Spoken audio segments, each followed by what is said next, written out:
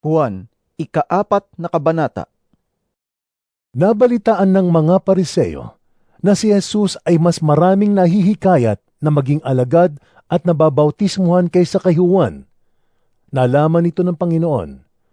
Bagaman hindi si Jesus mismo ang nagbabautismo, kundi ang kanyang mga alagad.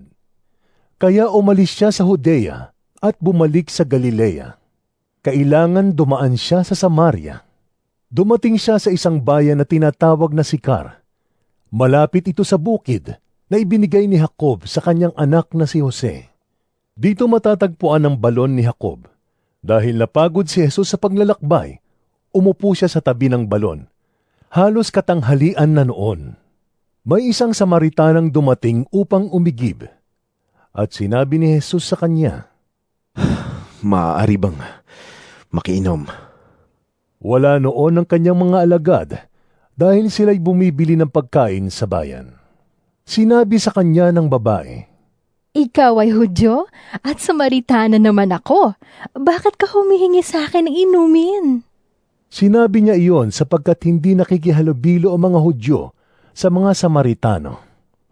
Sumagot si Jesus, Kung alam mo lamang ang kaloob ng Diyos, at kung sino itong humihingi sa iyo ng inumin, ikaw ang hihingi sa kanya at bibigyan kanya ng tubig na nagbibigay buhay.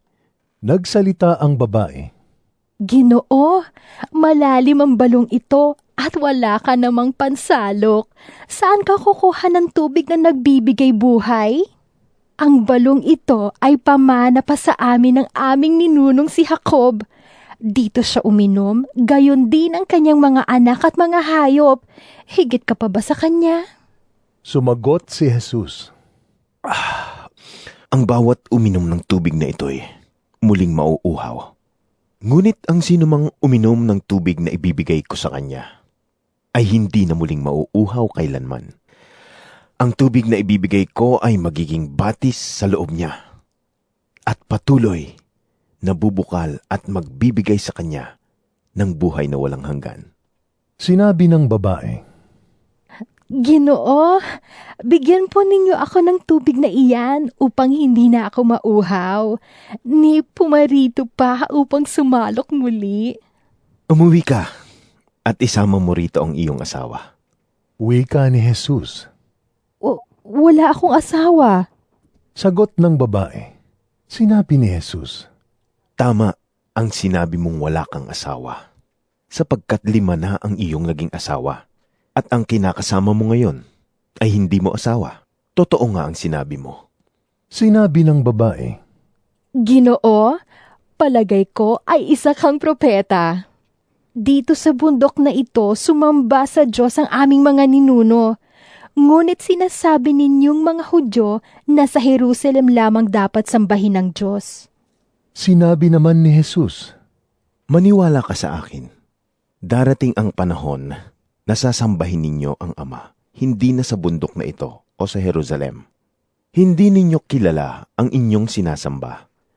Ngunit kilala namin ang aming sinasamba, sapagkat ang kaligtasan ay nagmumula sa mga Hudyo. Subalit, dumarating na ang panahon, at ngayon na nga, na ang mga tunay na sumasamba sa Ama ay sasamba sa Kanya sa Espiritu at sa katotohanan, sapagkat ganyan ang uri ng pagsambang ninanais ng Ama.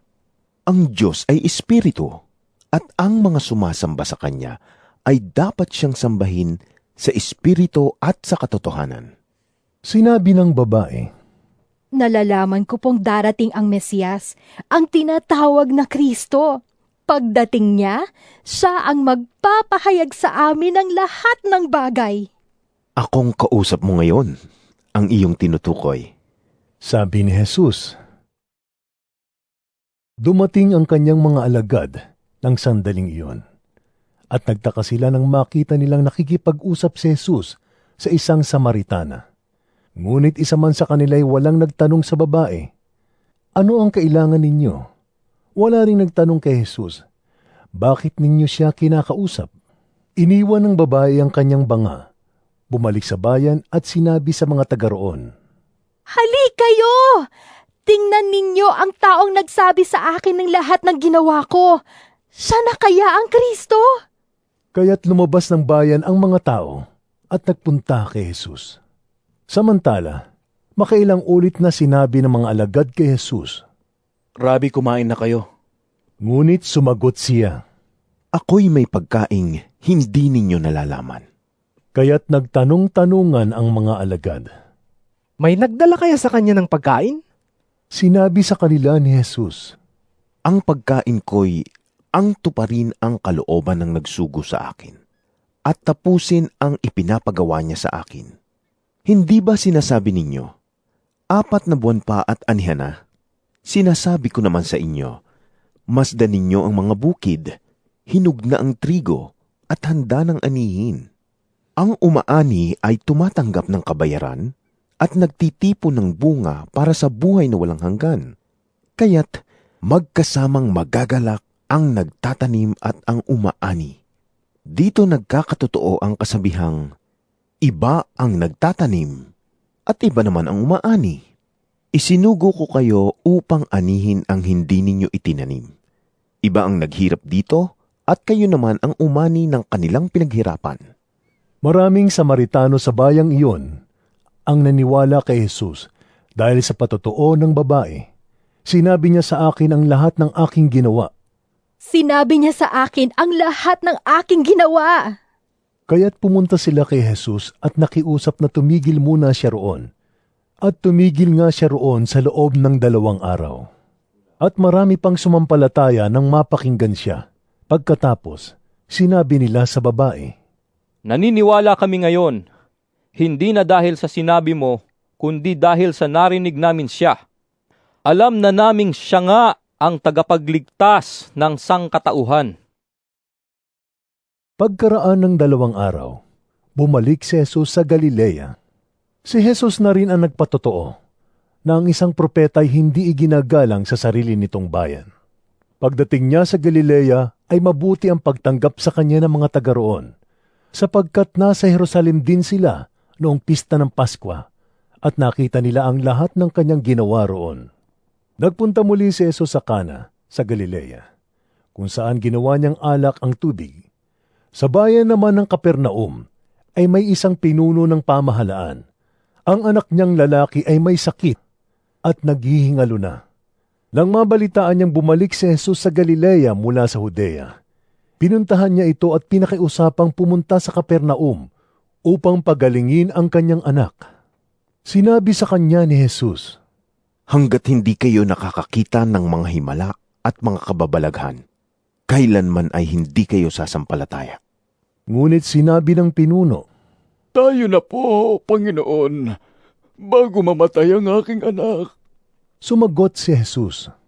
Umuwi ka na, hindi mamamatay ang iyong anak. Naniwala ang lalaki sa sinabi ni Jesus at umuwi na nga siya. Sa daan pa lamang ay sinalubong na siya ng kanyang mga alipin at sinabing gumaling na ang kanyang anak. Tinanong niya ang mga iyon. Anong oras nang bumuti ang kalagayan niya? Alauna po kahapon, nang siya'y mawalan ng lagnat. Tugon nila. Naalala ng ama na noong oras na iyon, sinabi sa kanya ni Jesus, Hindi mamamatay ang iyong anak, kaya't siya at ang kanyang buong sambahayan ay sumampalataya kay Jesus.